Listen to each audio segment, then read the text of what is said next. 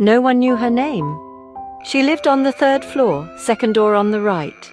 The apartment with the peeling number plate and those wind chimes that never seemed to stop ringing, even on the stillest nights. She was quiet, almost invisible. There was always a polite nod in the hallway, but she never lingered, never joined the chatter by the mailboxes. Some nights you'd catch the gentle shuffle of her slippers at odd hours, or the soft clang of pots from behind her door. A few swore she had a cat, though, honestly, no one ever actually saw it. Years drifted by. The building changed its skin, new tenants, fresh paint, laughter echoing, then fading.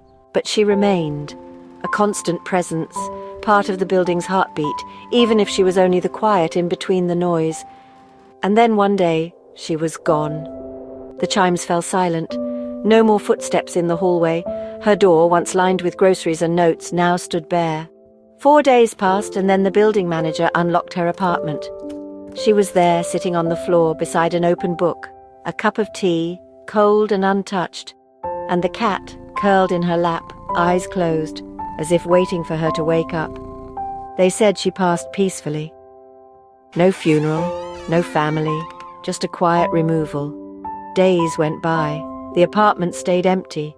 The door hung slightly open, like it was waiting for someone to step inside. And then something shifted. First, a single flower appeared outside her door. Then, a drawing. Someone draped a folded scarf on the handle. By the end of the week, the hallway looked like a living memorial. But the real story began when the manager started clearing out her things. In a drawer, tucked away, were dozens of letters, each one addressed to a different resident in the building. Some names belonged to people who'd moved out years ago. Some were for the neighbors living there now. Each letter, dated across the years, was personal. To the single mother in 2B, she wrote about the night she found her crying on the balcony and how she rang her doorbell with a pretend request for sugar, just to offer her some tea. To the boy in 1C, she thanked him for the chalk smiley faces he drew on the pavement outside. She admitted those tiny drawings gave her the strength to get out of bed on the hard days. To the man in 3A, she apologized for not knocking the night she heard him sobbing through the wall.